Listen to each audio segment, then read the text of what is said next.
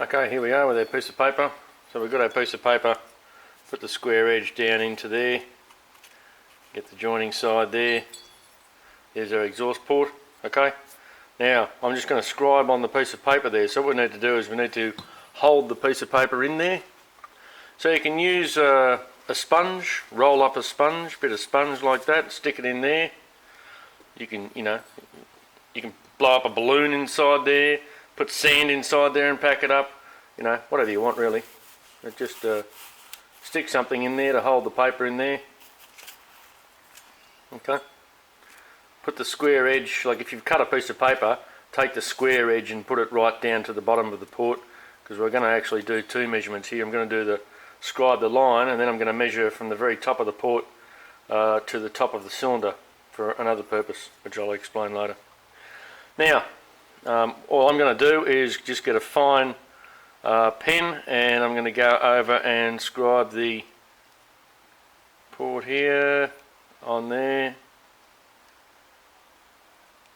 Now, you can, if you like, you can use some paint, but if you spray paint in the port, okay, what's probably going to happen is it's going to seep between the edges.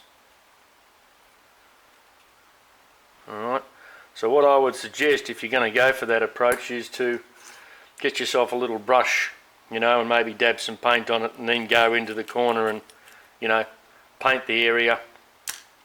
Also, do the exhaust port from the outside if you can. I know you can trace it from the inside, but the problem is that if you do that, you've got to account for the fact that the ports are chamfered on the inside, and we don't want the outside of the chamfered edge, you know what I mean? It might be a little bit greater than the size. We actually want the port size itself. So there we've got our piece of paper. Okay, so that's our port, our exhaust port, and now the next thing we want to do is we want to take some measurements off there. One thing I wanted to measure was to the top. Now I'm going to measure to the outside of that black line.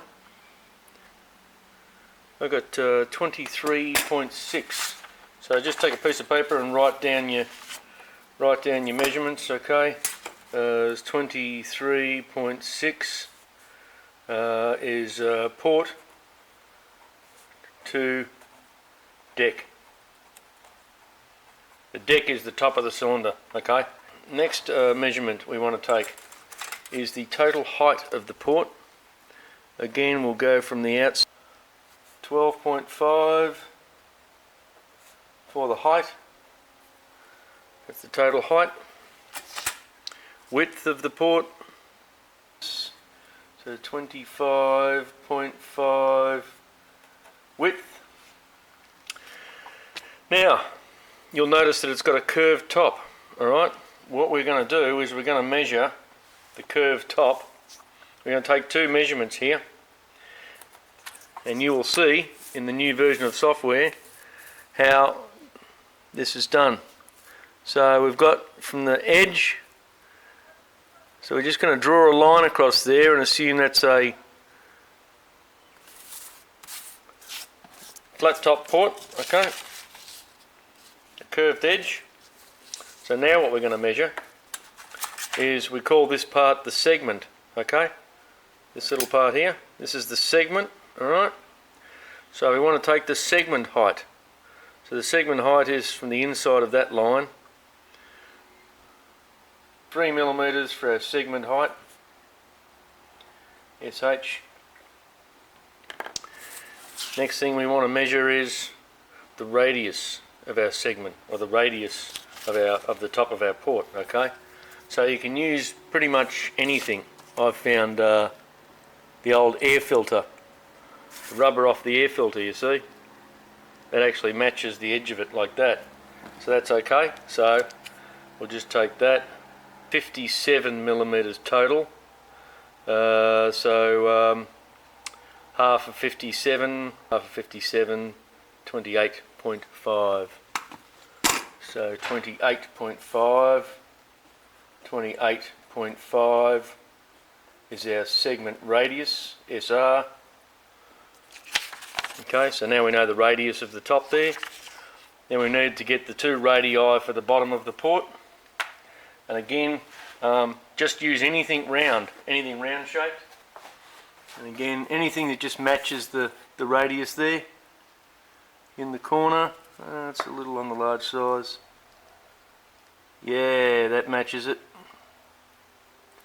I'm happy with that. Okay, that matches it. So we just measure that. And that is 9 millimeters. So the radius is 4.5 millimeters. I'll just check the bore size. Yeah, 44 millimeters. Alright. So I write that down. 44 bore size. Okay. The bore size and the width here, okay, is the paper width. So we need to know the bore size as well, because we've got to turn that from the paper width, this paper width, into a chordal width. The chordal width being the actual width if we measured it straight across there with a set of calipers. Okay, you can do that off the paper, but you know it's not very accurate. And you can just do it in the software. So all you've got to know is the bore size and the width. And we've got our 23.6 port to deck size. We've got total height of 12.5. Total width on the paper is 25.5. So we'll take that 25.5, put it into the software. Take that 25.5 width, put it into the software with 44mm bore, and that'll give us our chordal width. We'll do the conversion with. Okay, and the next one is to do the outside face. Okay, so on the outside face, what we can do is we can just hold that on there. You can stick the paper to there if you like. Alright, it's the inside part that we want. I've just got a piece of pencil lead here. That's it.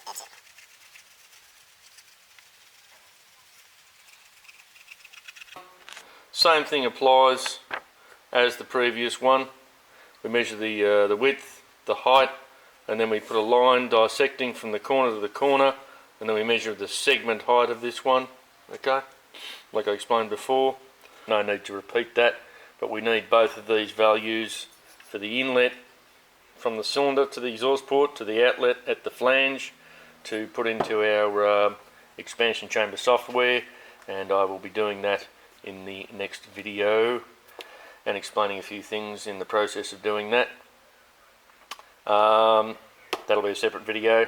I try not to make those too long because they do get a bit long and windy and boring. After we've done that, we're then going to move further into the topic of porting, as I explained in the first video. So the next measurement and the final measurement we've got is the exhaust port length. So we'll just put the verniers against the edge of the port and we'll measure that all the way out just until we get centre line. And I'll do it at centre line of the port, okay? I'll just put my finger there so I can feel it.